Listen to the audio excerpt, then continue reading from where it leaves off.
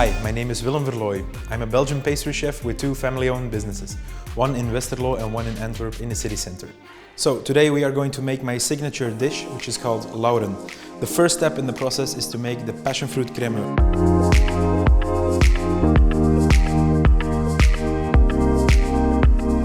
So I'm going to start by defrosting the passion fruit puree.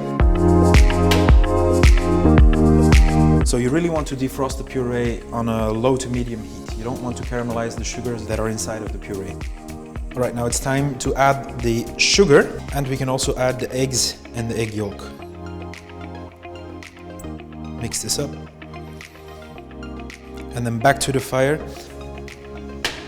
So again, you want to heat this mixture until around 83 degrees. You want to end up with a mixture that doesn't exceed 85 degrees Celsius. So, of course, the eggs alone is not enough.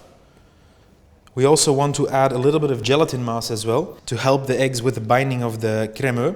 And now we need to let this cool down until around 38 degrees before adding the butter. So we're just gonna quickly put it inside the fridge.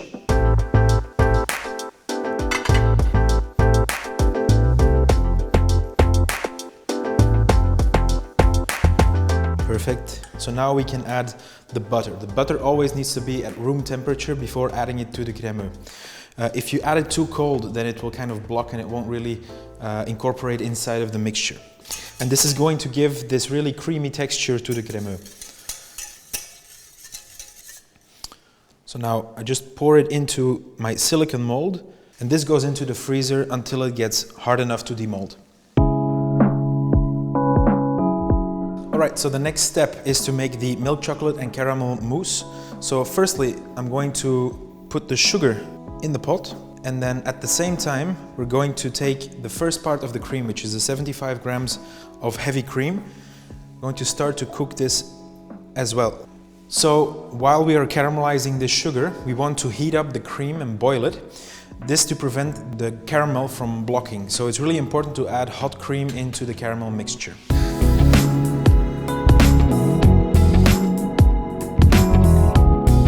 So you're starting to see the fumes coming off of the caramel now, and it's really starting to get this nice and golden brown caramel color.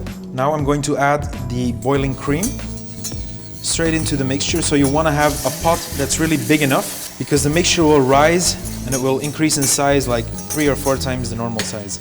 So away from the fire now. Next step is to put the egg yolks in a bowl that's big enough, because we now want to gradually increase the heat of the egg yolks by adding the caramel into the mixture. So it's really important to do it this way and not the other way around. So you don't want to add the eggs into your caramel, because obviously the temperature that you add to the caramel is too intense, and it will kind of cook you an omelette if you do it that way. Mixture goes back into the pot, and again, same as we did with the crème, I want to have a temperature around 83 degrees. So this does contain egg yolk, as you've seen before. So again, we want to have this binding coming from the egg yolk, because we don't add any gelatin mass inside of this recipe.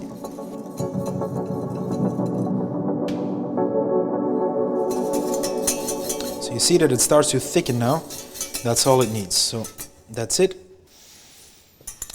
Okay, so now to prevent this mixture from cooking too far, because obviously the pot is still warm, we're going to transfer it into a cold bowl.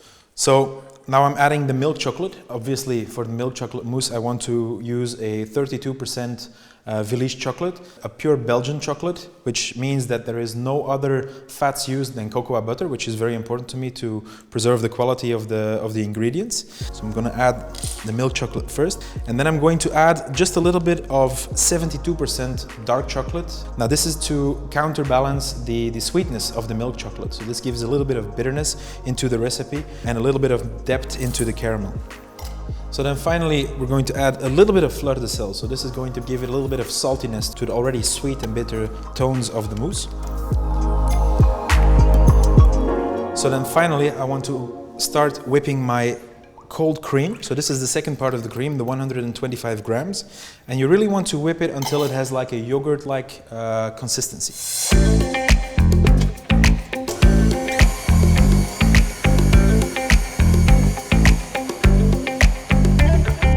now I'm just going to gradually add my whipped cream to the ganache. Okay, so now the mousse is ready. It's nice and liquid. So now I'm going to use a plastic pastry mold. And we're just going to pour the mousse in the mold here.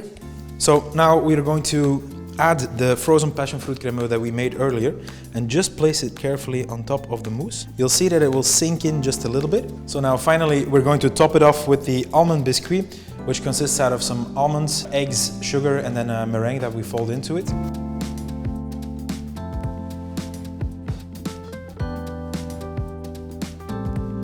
And now this goes into the freezer until it gets rock hard.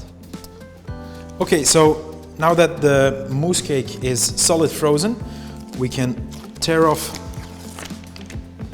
the plastic. And then immediately, and this is really important, you have to immediately glaze it, because if you leave it in the room for even 1 or 2 minutes, it will start to have a little bit of condensation on the top, and the glaze will just slide off.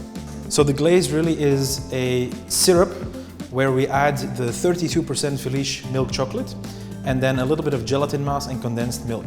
And then basically you can color it any color you want. So I've used kind of like a caramel color, which I think matches the flavors of the cake.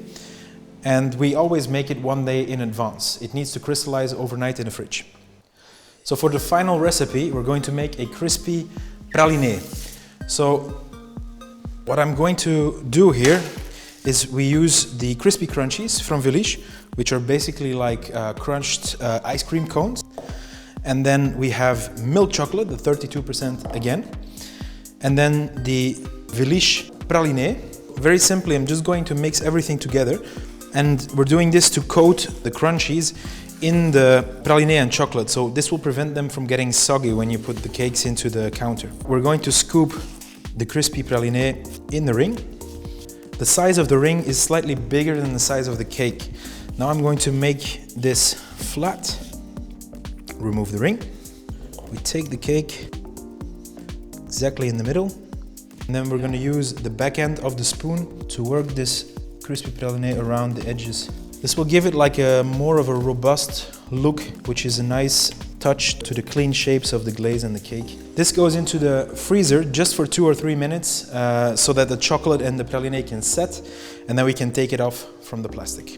For the decoration part, I'm using liquid chocolate and a frozen marble. So this will give a shock effect to the chocolate, and this will cause it to immediately set, but you will still have a little bit of time left to bend the chocolate. So I'm going to pour a line of the milk chocolate on top of the marble, and then I will spread it out in 2 movements, cut 3 strips increasing in size.